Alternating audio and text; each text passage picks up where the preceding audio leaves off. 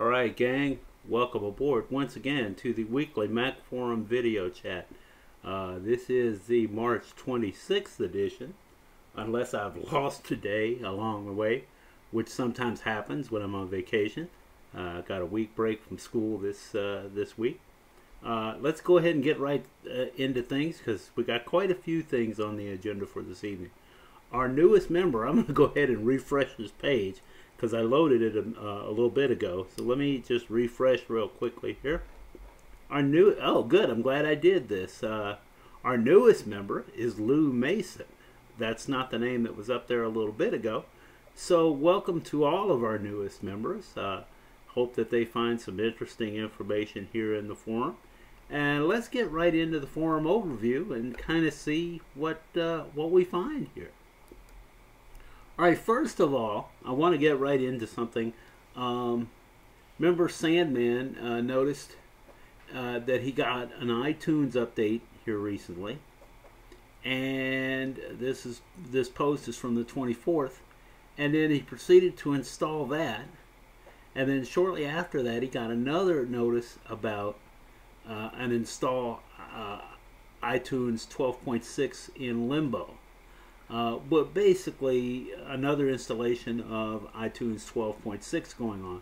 And this could have been caused by the fact that Apple recently released a iTunes 12.6 update. It was up for a short period of time, and then apparently it got yanked in favor of another update with the same version number. And our buddy Kirk McLaren has a list of some of the things that were broken in iTunes 12.6 that might have led to some of the rush to update those two updates in so short an amount of time. First of all, the clear button for the up next queue not behaving itself, some glitches in the history button, the mini player close button would sometimes freeze, and some other interface type issues, a few other things. If you want to see all of that, the different things that were updated or that might have been fixed in that second update, have a look at that. And also, that's a good article, even if you're not really interested in the things that might have been fixed in that second 12.6 update. Kirk has some links to other iTunes information. Gives you a description of the changes to the mini player window, and some more information about the mini player in iTunes 12. And he's always got some interesting information about iTunes and about other issues at the moment. So keep that in mind as you go through. That's not exactly a forum related article, but it'll give you an idea of why that update might have been, that second update might have been necessary. Also, back onto something that is in the forum. Remember, I think this looks like Den Josa, hope I'm pronouncing that correctly, wanted to know about opening WMF files in Mac. And WMF is a Windows meta file that is extremely Windows specific. It's a graphic format. I don't know of anywhere else that those files appear besides Windows. But if you want to open that kind of file, our moderator, fellow moderator, Razor's Edge, is correct. If you want to open that kind of file, it's going to take some digging, because you're going to have to convert it in order to open it strictly in other OS X programs, Mac OS programs. It's going to need to be converted. And I had forgotten, I linked to this thread because Denhosa, the member that posted this thread, checked out two programs. One of them I did not know about. The other one I did, but I had forgotten it did WMF files. WMF Converter Pro I did not know about. Graphic Converter I did. I've been an off and on user of Graphic Converter for some years now. Ever since I needed, a while back, oh wow, more than a decade now, I'm getting old. I did some work, my wife and I did some work on a CD, historical CD here locally. And to do some of the graphic work, I used a graphic converter. I had access to Photoshop, but the problem I had was certain tools, this goes back to like Photoshop 5, I think it was, didn't behave in a way that made sense to me. So I went looking for something, and I found Graphic Converter. And Graphic Converter is one of those programs. If you are an old Apple II GS user, you remember a program called SHR Convert, which I believe was written by Andrew Welch. And SHR Convert's claim to fame was it would convert from darn near anything to darn near anything. And you can say that about Graphic Converter. Along with conversion, though, it has some pretty good editing capability. And if you're looking around for a program to do that and edit some relatively obscure files, this might be a way to go. It has a version that you can download and try before you buy to see if it suits your needs. So take a look at that. And to our new members, this is what stick-to-itiveness proves. If you keep looking, you'll find the answer. Sometimes you're going to find the answer. Sometimes someone in the forum will provide you an answer. So good job for him sticking with that answer and finding it for us and posting back. And I want to remind you, especially if you're new, if you find the solution to your problem, post back and let us know, either because it's something that one of our members suggested or because it's something that you discovered independently, because that will help future members in the thread as they read and search. They will be able to know that yes, this worked, no, this doesn't work, and that's always a good thing. Alright, let's go ahead. This one looks like Mr. SR71 and a question about a way to delete pictures from photos and from the all photos section at the same time. I have not been using photos a lot. I haven't been doing a lot of photo work recently. Photos is the replacement for iPhoto. If you have later incarnations of the OS, iPhoto does not work unless you have the absolute latest version of iPhoto. Apple's moving all of that photo editing capability to Photos. It has some interesting capabilities, and this will give you a tip about how to delete if you want to delete it from both places. So what we were looking for, as you can see, is to delete it from, I'm going to go back up to the top and look at the question. They wanted to delete it from Photos and from the all photos at the same time. So apparently if you delete it from this Photos, which is the top level, then it's gone from everywhere. So you want to be sure when you're working in Photos and you're about to delete something, be careful as to where you delete it from. Alright, I'll probably have some more tips on Photos in a future show because I think it's a really neat and interesting program. Alright, let's move on, and let's move to a little bit of Apple news for this week.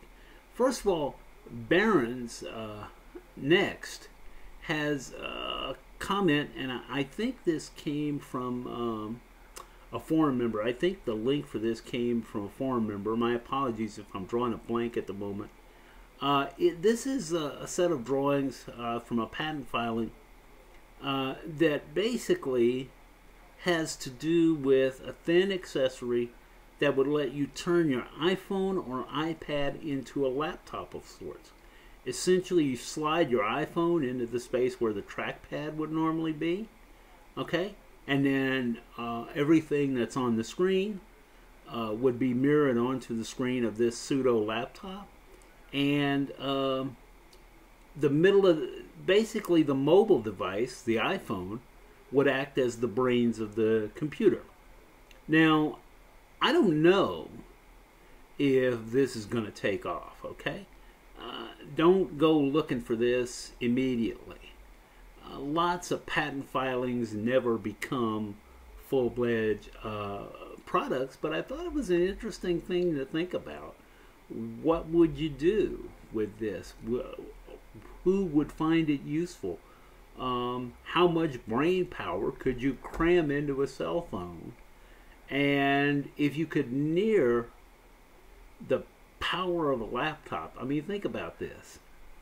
If you had, if you could jam the computing power of a laptop into a cell phone and give yourself the ability to plug that cell phone basically into the laptop in the way they describe here in the drawing, and then have everything appear on this laptop screen. All right, so that means when you're traveling, yeah, you've got a laptop and a phone, but you've now got sort of the best of both worlds. You've got a very, very light laptop, conceivably, and when you are really on the go and can't carry the laptop, you yank the phone out, and you've still got a lot of the processing power. This has the potential to be a very interesting idea. It also has the potential to be a computing nightmare. Anytime, and I say that not because of something wrong with Apple's implementation, but strictly as a longtime computer user, I understand that when you try to take two devices and mash them together to make one, sometimes the first incarnation is not as good or as polished as we would like. I will say this, if they ever release one of these things, I want to play with it. I want to see how well it works. It's an interesting concept. I want to see if it works. I would buy one in a hot second if it worked. Now, if it works. Okay? Now, I suppose some of you heard my wife shouting in the background, you know, because this is yet another list of things in the Apple toy department, you know, that might be off limits budget-wise. But it's certainly worth a look. I kind of hope to see this come about because it's got a little bit of that James Bond character to it, you know. But anyway, I thought that would be kind of interesting, stir up a little discussion. And then let's move on to Apple's file system. Okay, this is some information. This comes from a site called iMore, which is a really good site for a lot of iPhone related and information and that kind of thing. And this is dealing with the what's called APFS, the Apple File System. Okay, it was introduced last year at Worldwide Developer Conference, and it's likely that starting this year, sometime this year, this is the file system that will move to the Apple Watch, Apple TV, iPhone, iPad, and on up the chain. This is probably what's going to replace the existing HFS Plus file system. HFS Plus has been around a while. Okay, there was a beta available if you're running the 10.3 beta, the iOS 10.3 beta, and APFS is available for testing on the iPhone as well. It's popping up in some of the Sierra betas, as I understand it, and many people won't need to know too much about the file system. It's detailed that most end users won't have to pay a whole lot of any attention to. Any future things, it looks interesting because it could conceivably create smarter backups, faster updates. It's got a lot of potential capability that hasn't been fully implemented yet, rather. But this is a list of things that are some of the things that are possibilities.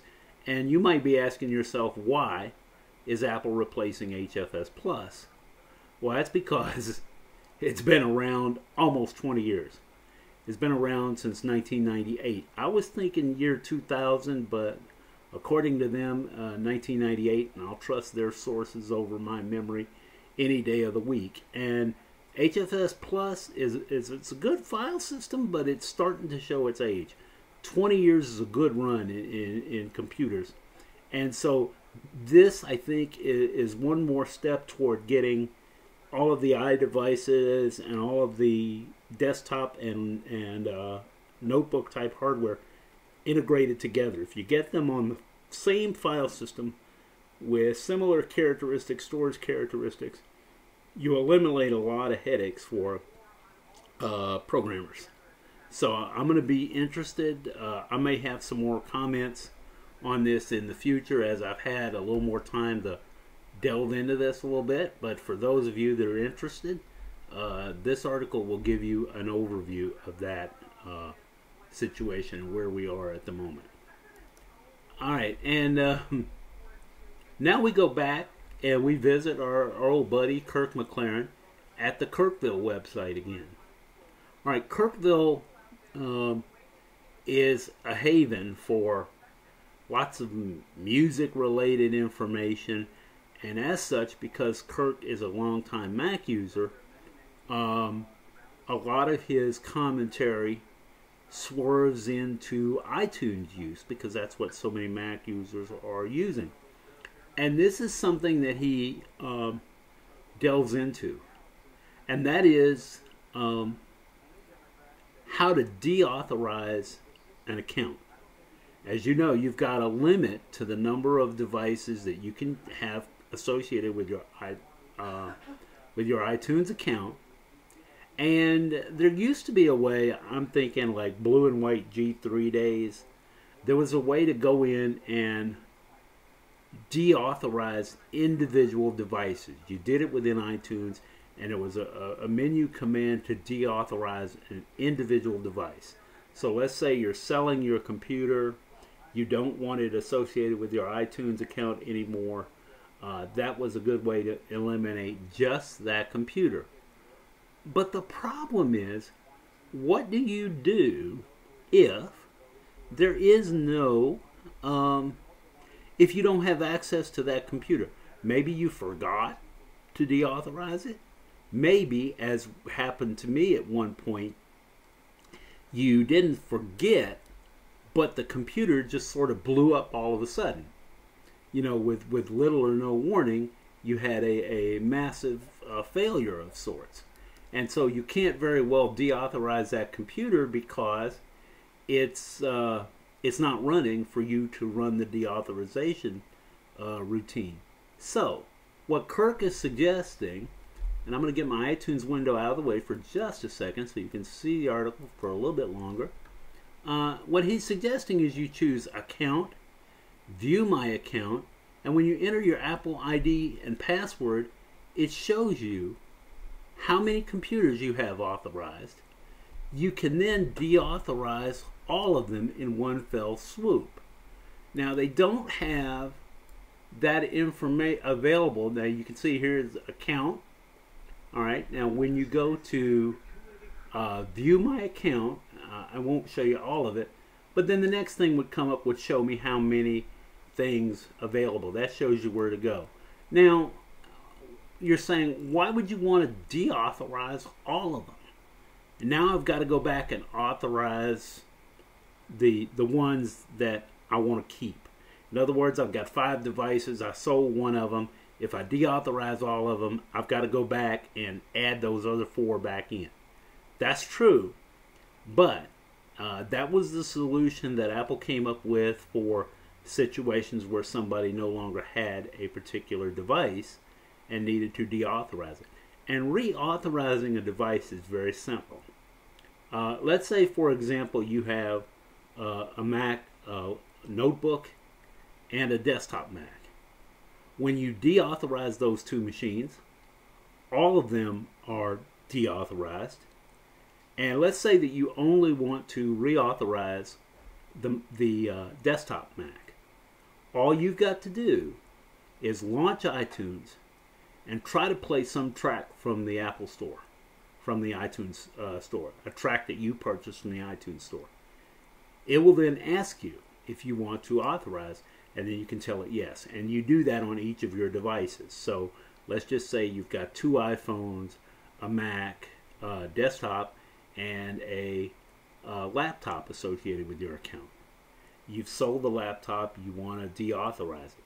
You deauthorize all of them, then you go back in on the other devices and re-add them by trying to play a tune and responding to the prompt when it asks you what you want to do.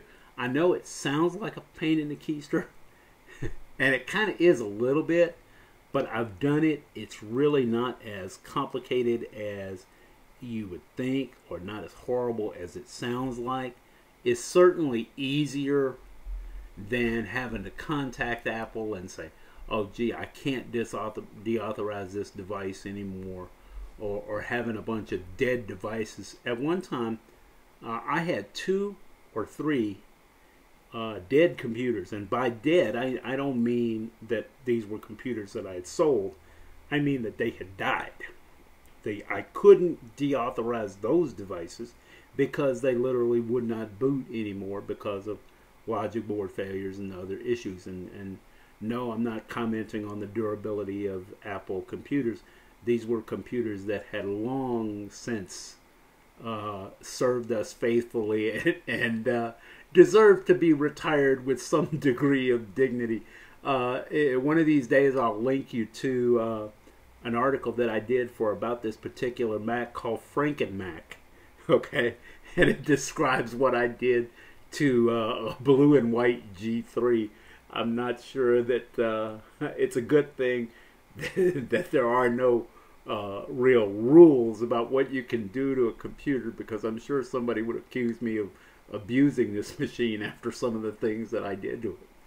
But hey, and then last but not least, in our corner this week, I want to talk a little bit about the smart searching features in Apple, in the Mac OS, and in associated programs.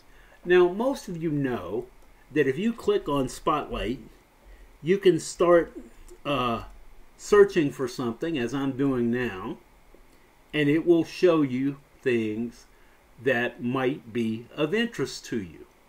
Okay, there you can see a couple of folders that have something that I started searching for. If you search for an app, I'm going to just real quickly do this. Let's search for TextEdit. Let's just do that one real quick. All right, it filled it in. It knows that I want to search for TextEdit. As you can see, I could launch TextEdit from here. It's showing all the things that have something to do with TextEdit. Okay, so I could launch TextEdit from here. It's the first one in the list, and there you see it's launched. Now, that's pretty smart, but that's not all you can do with the smart search capability that's built into Mac OS. And all of the capabilities that I'm going to talk about tonight have been in the last several iterations of the operating system. Now, as you can see, right now I've got my applications folder open on the screen here. I'm going to minimize my Safari window just to get rid of some clutter. And I want to show you a smart search that I built up earlier today. All right, just to show you some of the things that you can do. I have one that I said that I call today's files. Now, these are all files that I have opened up or in some ways looked at in today. All right. Now, here's how that was built. To build that search function, I'm gonna build a completely new one here. Let's start searching, and let's say that I want to do one called yesterday. Okay, it started searching for yesterday, but it didn't really give me what I wanted, so I'm going to expand my search out to this Mac. And now you can see that this window changes. And now I can start setting criteria for what I want. Okay? I'm going to click the little plus symbol there. And what I'm going to do is add. It seems to be a little slow with adding. What I want to do is add criteria. Okay, so I'm going to look. I want to start with a completely new search so that it's not inside today's folder. I'm going to add. I want to look for yesterday. All right. Just real quickly, type in the word yesterday. Start searching for yesterday. Real quickly. And that's to bring up this window. Now it started searching in applications, but that's not where I want to go. So I'm going to tell it I want to look for this Mac. And now what I'm going to do, I'm going to click right here where it's right next to save. That lets me add a search criteria. So I want to show the kind of file to be anything. Now I could change it to be movies, music, PDF, whatever. But I want to search for anything right now. And then I want to add another criteria. And as you can see, it defaults to name contained. And if I started typing, okay, it would, for example, if I pick the word yes, it starts to narrow down. But that's not what I want to do. For my purposes, I want to add that the file be created within the last, here I'm going to choose yesterday. I'm going to set the created date to yesterday, and notice it doesn't show me anything. I didn't really create anything new yesterday. So let's just, for the sake of argument, expand it out to be this week. And it finds a file that I added today. Now I could save this if I wanted to. If this is a search that I use all the time, I could save it. And whenever I click on that, it would show me the search that meets that criteria. Show me any files that meet that criteria. As you can see, I've already got a couple of them here. I've got a folder, a search that I did earlier today that looks at work files. Okay, I've got one that I looked at today. Here are files that I've looked at today. Now these are files that I've just sort of happened to examine, and you can tag files. Let me show you how to do that real quick. I'm going to select a file, and I can go into the comment, and as you can see, I put this one in work. But when I click right there in that comment field from doing get info, I could add any of these tags, or I can create a new tag. As you can see, some of these tags are going to be things that I've added that are not on your computer. That's one way that a smart search can help you. But here's another one. Smart searches are scattered throughout the operating system in ways that you would not necessarily think of.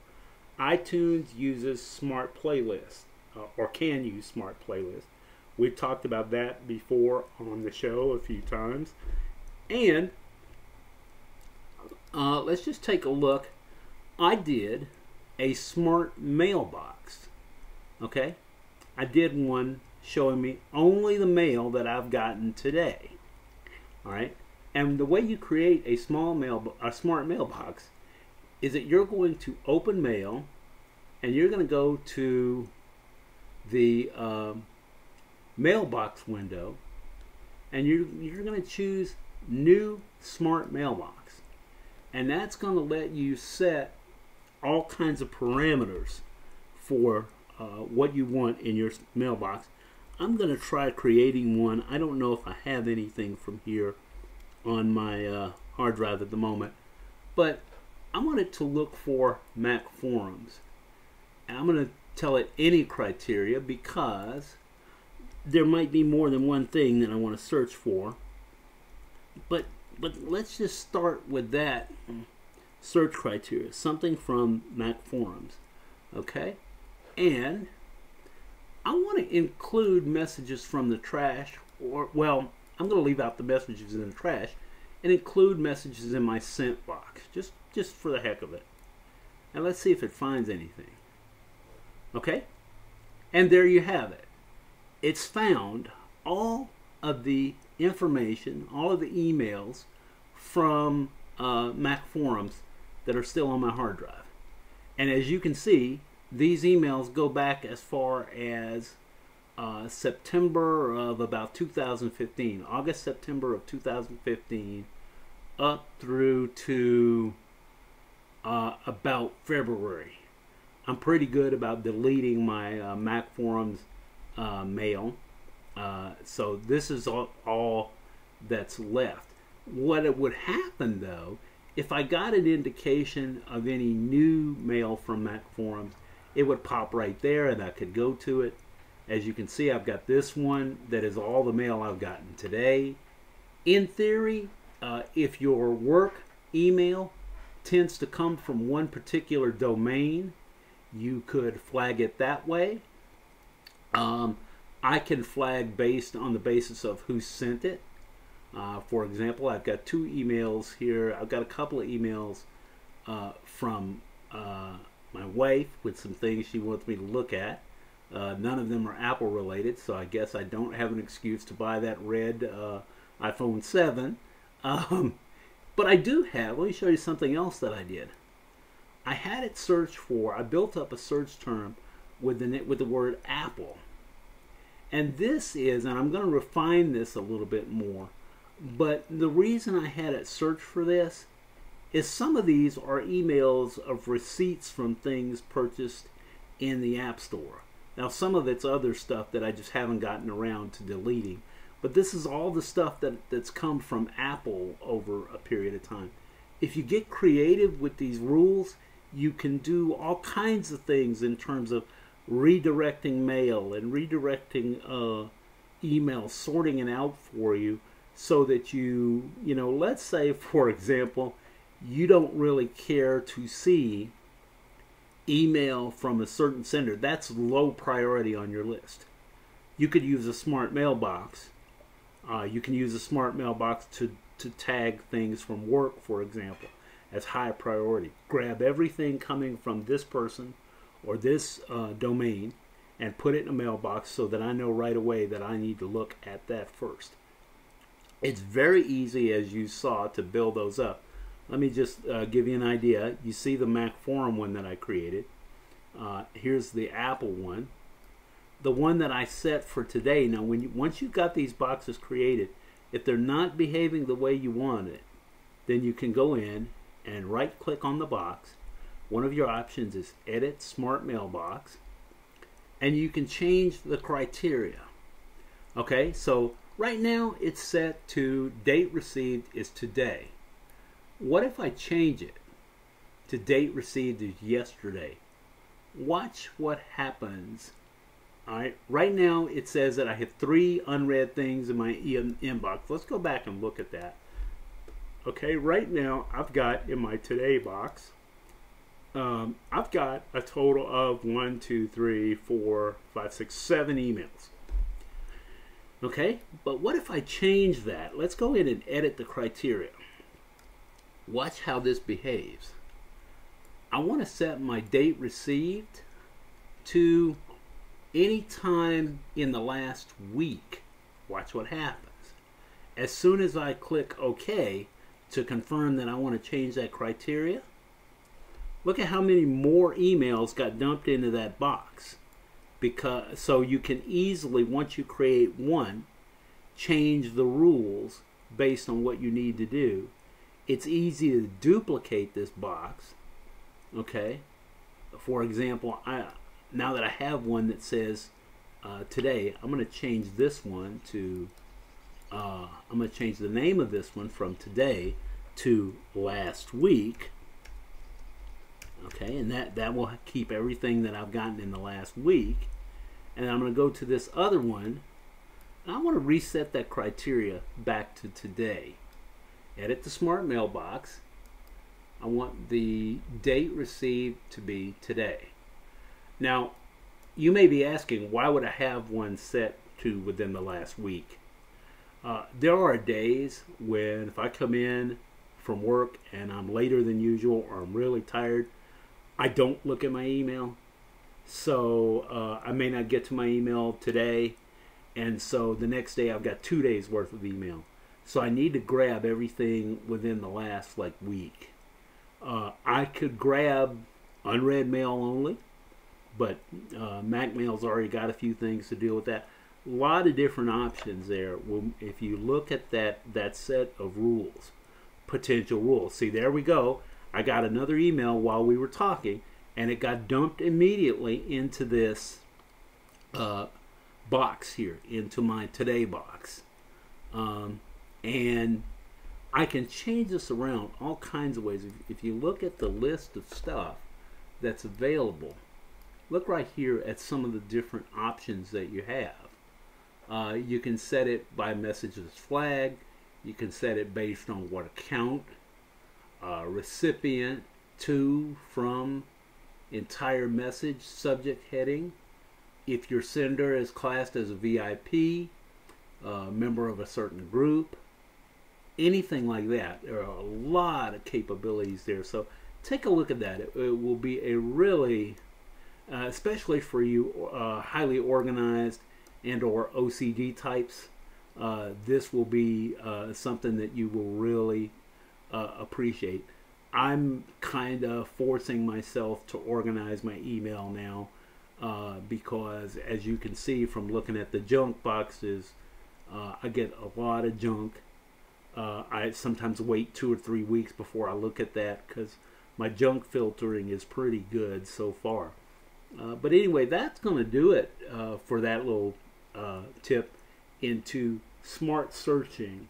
There are other areas where this can be used. I just showed you mail, and as I said, we've used smart folder issues before in the iTunes format, and now we've looked at smart folders in the Finder. If I can find it, and the site is still functioning, sometimes it behaves itself, sometimes it doesn't. I wrote about this a while back, some time ago now, in the old About This Particular Macintosh e-zine. And what I wrote was still then, which is several years ago, is still applicable now in terms of the usefulness of smart folders and smart search criteria. So if that article is up and running, I'll link to it in the show notes. I'll have, as usual, I'll have links to all of the content in the show notes. And that's going to just about do it for this week. Although I will say one thing to you guys. Keep an eye out during the week, and I'll put a notice up probably about 24 hours before the video goes up. One of the things that I'm working on is a couple of uses for Automator. I tried it. I've got one of them built. It's about 99% of the way to working. I didn't want to try to demo that tonight. I wanted to show you that as a means of how you can get various Mac applications working together to do something. And what this essentially does is set a calendar alarm that goes off at a certain time and loads up a particular web stream in Safari. And in theory, I could then, using something like Audio Hijack or something of that nature, record it so I could listen to it later. What I'm using it for, I've got the URL in a calendar event. So when it goes off, if I just click on that URL, then it launches Safari and takes me to that station. I listen to the Blue Show out of Tucson on KXCI fairly regularly. And without the alarm, I would forget about it because of the time difference between here and Arizona. So I built one of those. And in theory, you could do that with just about any website that you want to reach. I also frequently listen to the Blue Show on the local public radio station, which is Red River Radio. You can use the same setup to go to their site. What you need to make that work is strictly knowing the site, and there's some things about the video player. Some streams don't work with it, but I'll have something up about that this week, how to use Automator to do that. I'll put a note up about that the day before and post a short little video that'll walk you through how to create something like that. I think you might find it kind of useful, especially if you want to listen to a show that's going to come up in, at a time when you're away from home.